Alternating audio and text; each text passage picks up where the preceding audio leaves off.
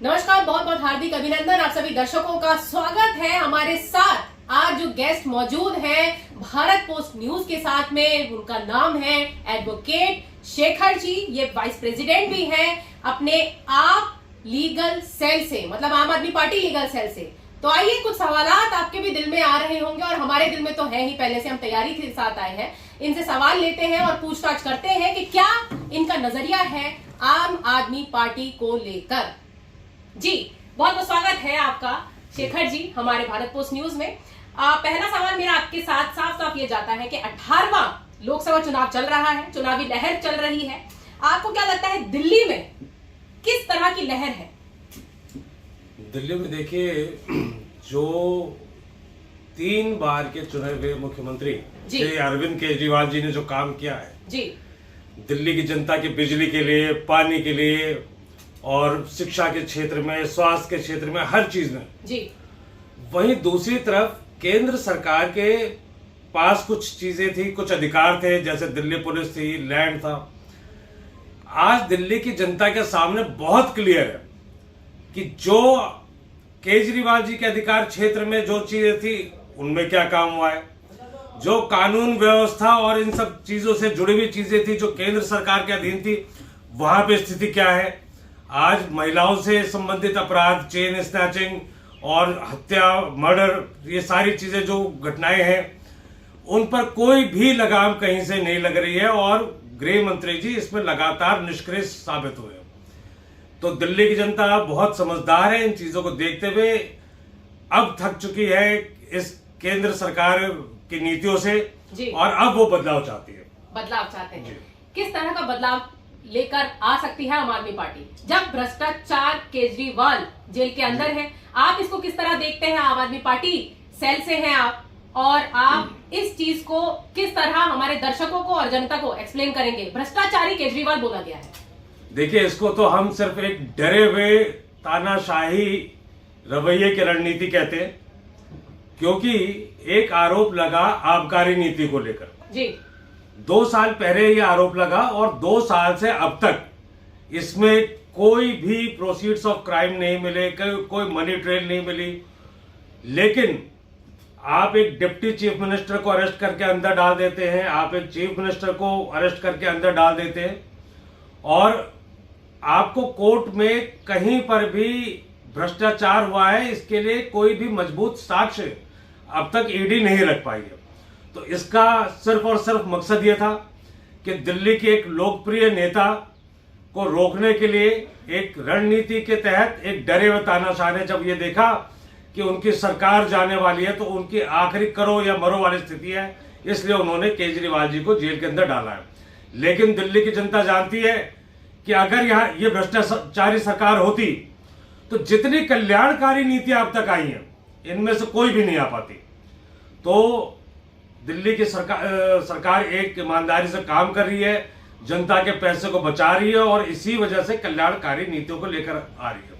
तो दिल्ली की जनता बहुत समझदार इन बातों को समझ रही है। दिल्ली की जनता की बात हो गई है, वो समझदार है और अब इस लोकसभा चुनाव में वो अपना समझदारी से चुनाव चिन्ह भी चुनेंगे शायद जी। तो अब मैं आपसे दूसरा सवाल ये रखना चाहती हूँ कि वकीलों पर, एडवोकेट है उस नाते शेखर जी, वकीलों पर इसका क्या असर हुआ है और क्या आप लोग इस तरीके इस चीज को किस नजरिए से देख रहे हैं? देखिए, इस पर तो मैं एक बात कहना चाहूंगा जी कि ये पार्टी ऐसी है कि हम वकीलों की नजर से तो इसको हम आम आदमी पार्टी की जगह अगर हम आम वकील पार्टी भी कहें तो भी गलत नहीं होगा, क्योंकि दिल्ली में पहली सरकार ऐसा ही है और हिंदुस्तान में पहली सरकार जिन्होंने हर वकील को फ्री ऑफ कॉस्ट 10 लाख का एक टर्म इंश्योरेंस दिया है, जिसके लिए हमें कोई प्रीमियम नहीं देना पड़ता। उन्होंने 5 लाख का मेडिक्लेम हमें दिया है, जिसमें हस्बैंड वाइफ 2 बच्चे कवर्ड है, जिसके लिए हमें कोई प्रीमियम नहीं देना। हमारे चैम्बरों के बिजली के बिल 0 हैं। दूसरी बात, अगर आपको याद होगा वाणी जी कि 2020 में जब गोली घटना हुई थी 30 यारी कोर्ट में, जब एक वकील को पुलिस वाले ने गोली मारी थी जी। उस टाइम संसद में जब भाजपा ने एक बेशर्मी वाला मौन धारण किया हुआ था, संसद में हमारी आवाज को उठाने वाले संजय सिंह थे, जो आम आदमी पार्टी के राज्यसभा सांसद। अकेली पार्टी थी जिसने इस पर वकीलों के पक्ष में ऑफिशियल स्टैंड लिया। इसके अलावा अगर आप देखेंगे 2013 के विधानसभा चुनाव में, 15 के विधानसभा चुनाव में, 2020 के विधानसभा चुनाव में, 2017 के एमसीडी इलेक्शन में और 2022 के एमसीडी इलेक्शन में सबसे ज्यादा टिकटें आम आदमी पार्टी ने वकील समाज के लोगों को दी है। तो मेरा यह कहना है कि केजरीवाल जी को 2015 का चुनाव जिताने वाले भी वकील थे, 2020 का चुनाव जिताने में भी वकील बहुत आगे रहे। केजरीवाल जी इस बात को समझते हैं और ये दो तरफा प्यार है, और इस चीज का भाजपा के पास कोई तोड़ नहीं, क्योंकि वकीलों को एक बात पता है कि ये सरकार, ये हमारे समाज की भी जरूरत है। यही सरकार है जो हमको भी एक इज्जत दे रही है, हमारी जरूरतों को समझ रही है। बाकी पार्टियां सिर्फ जबान चलाती रहती है। इनके पास 10 साल थे, एक से एक नीतियां लेकर आ सकते थे, लेकिन किसी सरकार ने आम आदमी पार्टी के अलावा वकीलों के लिए किसी ने कोई कदम नहीं उठाया। ठीक है शेखर जी, मान लेते हैं आपकी बात। अब जो है हमारा एक अगला सवाल है और अहम सवाल भी है कि आम आदमी पार्टी ने हमेशा से कांग्रेस का विरोध किया है जी, लेकिन अब गठबंधन से नई सोच, ये क्या उभर कर आएगा? क्या नई सोच है ये गठबंधन को लेकर? देखिए, आप जिस समय की बात कर रही हैं, ये जब पार्टी जब आंदोलन से बनी जी, तो आंदोलन नो डाउट उस टाइम केंद्र में कांग्रेस की सरकार थी और उनकी नीतियों के खिलाफ उस टाइम वो आंदोलन हुआ, जिससे पार्टी जन्मी। कोई मुनाफे की बात है जो कि ये इस बार गठबंधन होने वाला है? देखिए, हम यहाँ पे किसी का कोई व्यक्तिगत मुनाफा तो नहीं है, देश के मुनाफे की बात है जी। हमको ये देखना है कि किन परिस्थिति, 2014 का जब लोकसभा चुनाव हुआ तब क्या परिस्थितियां थी जी, 2019 के चुनाव में क्या परिस्थितियां थी। उस टाइम भ्रष्टाचार एक मुद्दा था, और 2019 में पुलवामा एक मुद्दा था। लेकिन आज की डेट में ये जो चुनाव है, उस चुनाव में मुद्दा जो है वो सबसे बड़ा है संविधान। अलग अलग राजनीतिक दल जो होते हैं उनमें वैचारिक मतभेद जरूर हो सकते हैं कि किसी की कोई नीतियां है, किसी की कोई नीतियां, कोई वामपंथी है, कोई दक्षिणपंथी है, कोई मध्य मार्गी है। पर जब बात आती है संविधान की, जब भाजपा के नेता खुल के कहते हैं हम संविधान बदलेंगे, जिस तरीके से इलेक्टोरल बॉन्ड का घोटाला हुआ और जिस तरीके से बाकी की घटनाएं सामने अब आ रही हैं, एक से एक बड़े बड़े भ्रष्टाचार के आरोप आ रहे हैं, आज देश बचाने की लड़ाई है। और उस देश बचाने की लड़ाई में अगर अलग अलग विचारधारा के लोग साथ आते हैं तो मैं मानता हूं उसमें कुछ गलत नहीं है। आजादी की लड़ाई में भी अगर वाणी जी आपको याद हो कि गांधी जी का अलग एक वैचारिक रास्ता था और भगत सिंह का एक अलग तरीका था, सुभाष चंद्र बोस जी का एक अलग तरीका था, लेकिन लक्ष्य एक था।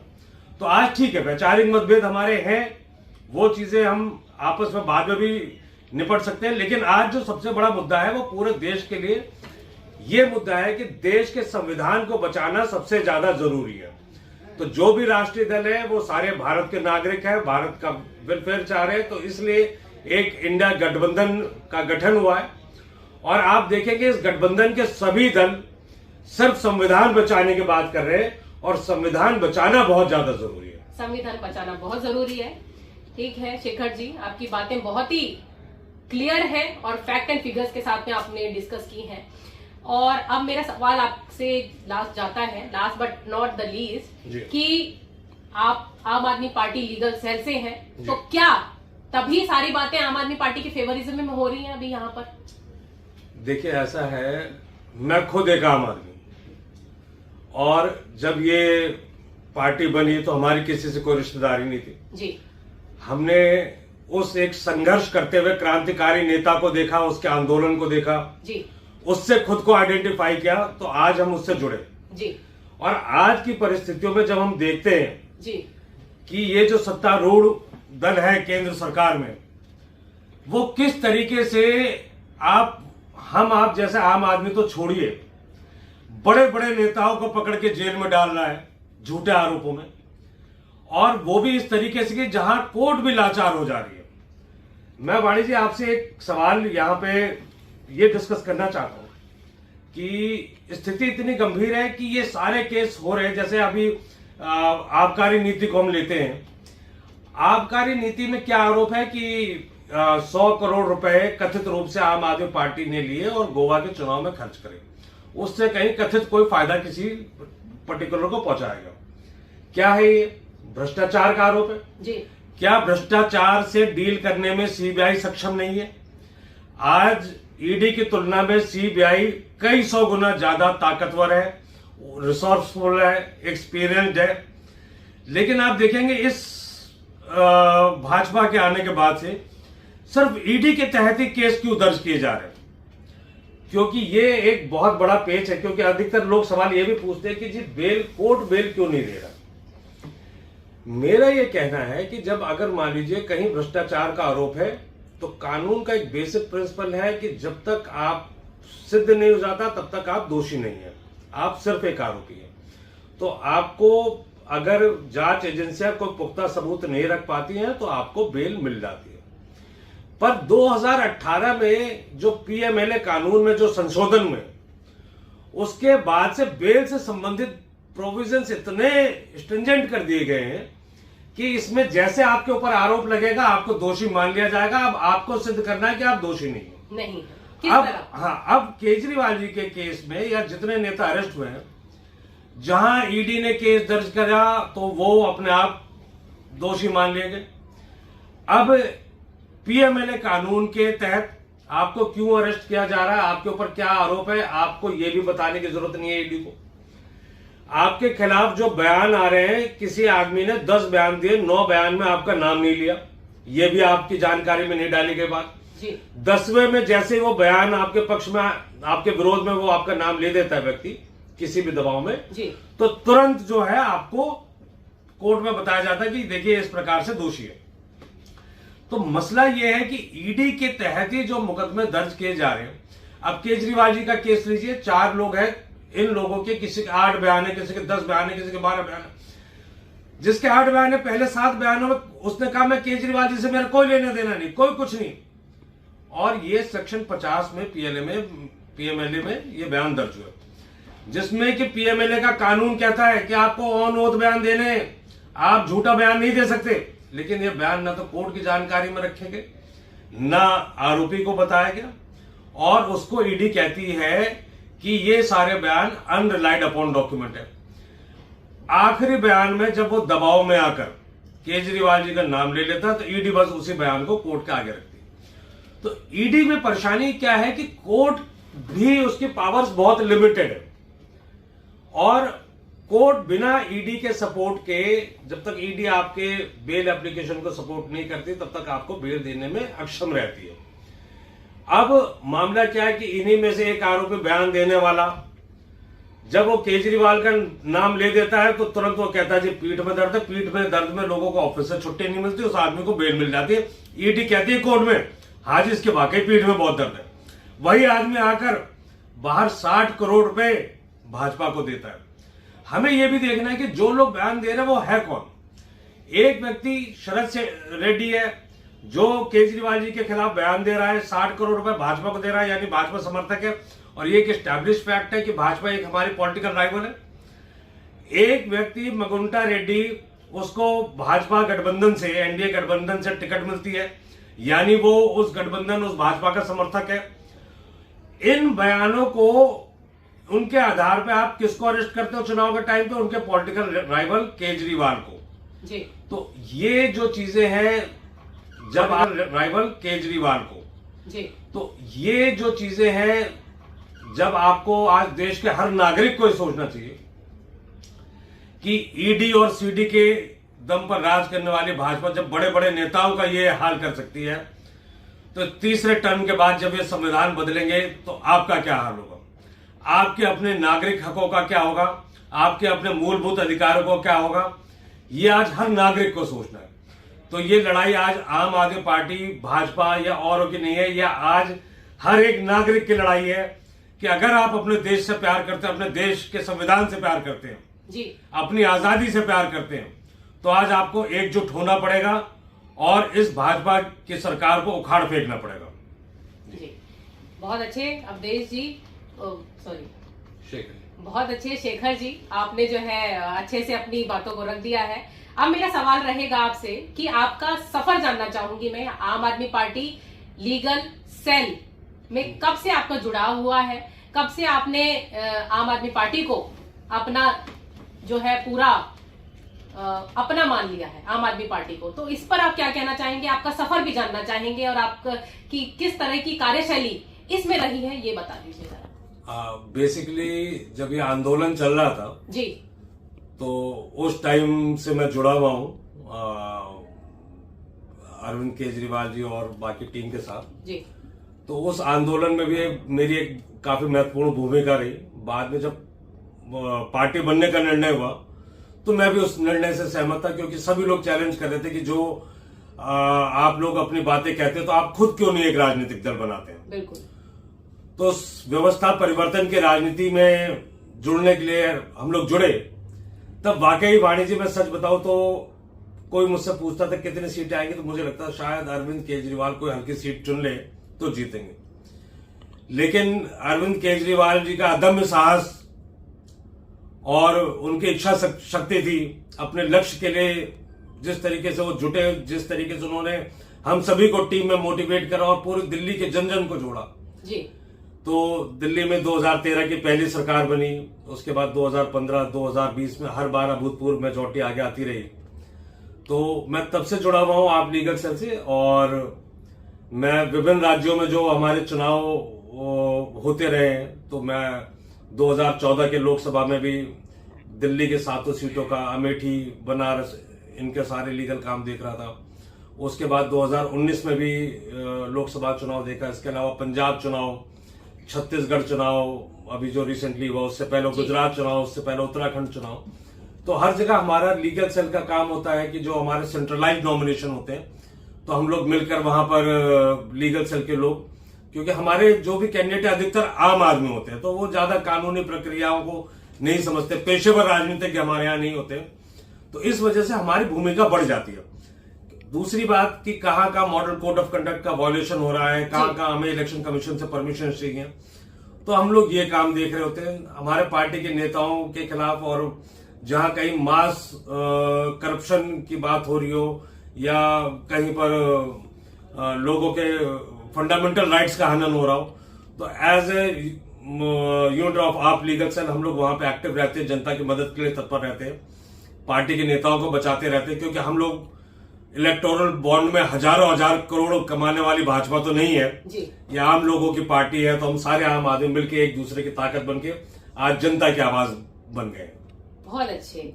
तो शेखर जी, आपको क्या लगता है इस बार जी कौन है टक्कर में? ये देश की जनता को देखना है। बहुत सीधी टक्कर है। एक तरफ देश की आम जनता है, एक तरफ डरा हुआ वो तानाशाह है जी, जिसने आज तक कोई प्रेस कॉन्फ्रेंस नहीं करी, जो कहता है विश्व में डंका बज रहा है। पर सच्चाई यह है वाणी जी, आप पाकिस्तान चाइना को तो छोड़ दीजिए, श्रीलंका हो, मालदीव्स हो, नेपाल हो, भूटान हो, बांग्लादेश हो, बर्मा हो, आपके कौन से देश से बन रही है? उधर आपके कनाडा से नहीं बन रही, आपके जर्मनी से आपकी नहीं बन रही, आपकी यूएस से नहीं बन रही, यूएन आपको टोक रहा है, तो डंका बज कहां रहा है? तो ये आदमी आज सोनम वांगचुक का 21 दिनों का ये अनशन रहा, वो बार बार लद्दाख के मूल निवासी ये कह रहे हैं कि चाइना हमारी जमीन पर कब्जा कर रहा है, जियो सैटेलाइट में नजर आ रहा है, पर ये डरा हुआ आदमी चाइना का आज तक इसने नाम नहीं लिया। ये डरा हुआ आदमी, डरा हुआ तानाशाह मणिपुर का नाम लेने में डरता है, जाने के बाद तो बहुत दूर है। मसला यह है कि देश की जनता की आजादी, इसको अपनी सत्ता, इस तानाशाह को चलाने के लिए जनता के आजादी पे हमला करना पड़ेगा, संविधान को बदलना पड़ेगा, जो कि ये खुल के कह रहा है। विवेक देबरॉय जो उनके मुख्य इकोनॉमिक सलाहकार है, वो भी इस बात को कह चुके हैं कि संविधान बदला जा सकता है। तो आज टक्कर में सिर्फ इस देश की जनता और एक डरा हुआ तानाशाह है, और मुझे पूरा यकीन है कि इस देश की जनता के आगे या विश्व में किसी भी पीड़ित जनता के आगे कोई भी तानाशाह नहीं टिक पाया, न ये टिक पाएंगे। तो लड़ाई क्लियर है, जनता इस बार इकट्ठा हो चुकी है। तो आप लोगों ने जिस तरह सुना है कि टक्कर में एक जो है आम आदमी पार्टी के लीगल सेल के जो वाइस प्रेसिडेंट हैं शेखर जी, और हम अभी साकेत कोर्ट से मौजूद हैं, आप लोग जो सुन रहे हैं, तो उन्होंने टक्कर में जो है भाजपा को सीधा सीधा साफ साफ बता दिया है और पूरा आम जनता का समर्थन चाहते हैं, जो आम आदमी पार्टी चाहती है, जो ये कैंडिडेट्स को भी सपोर्ट कर रहे हैं इस बार लोकसभा चुनाव में। तो आप लोगों को जिस तरह भी, जैसा भी यहां पर लग रहा है, सुनकर पूरा इंटरव्यू आपने सुन लिया होगा, जैसा भी आपको लगे कि क्या सही है या क्या गलत है, लोकसभा चुनाव में आपको क्या लगता है क्या होने वाला है, सारी चीजें तथ्य के साथ आपने सुनी है, उस पर उसके बिहाफ पर आप कमेंट कर सकते हैं कमेंट बॉक्स में। इसी के साथ मैं वानी आपसे विदा लेती हूं। तमाम खबरों के लिए देखते रहें भारत पोस्ट न्यूज। बहुत बहुत शुक्रिया शेखर जी।